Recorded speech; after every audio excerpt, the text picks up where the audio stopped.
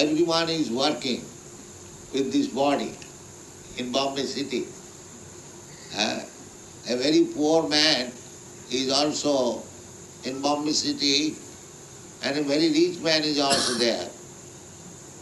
Both of them have the same facilities to work, but we find that one man is working very hard day and night. Hardly he is getting his morsel of food.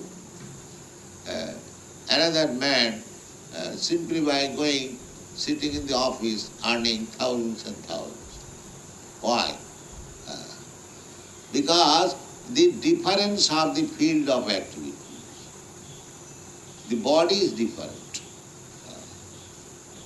Because one has got a certain type of body, his destination is already there.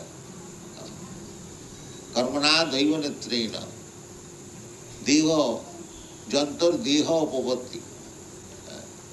We can study this thing, that somebody is living in a poor slum, and another man is living in a very palatial building. So,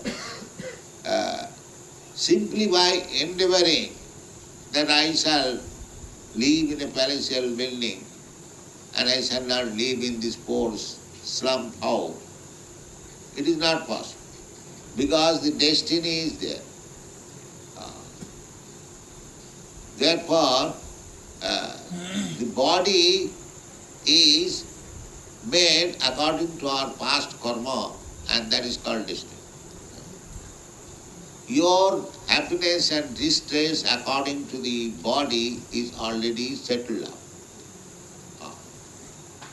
It is not possible by natural way to improve or disimprove it. It is already settled up.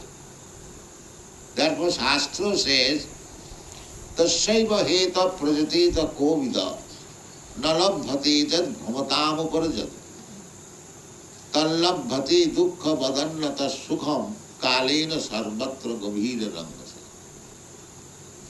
The human life should be utilized for understanding the absolute truth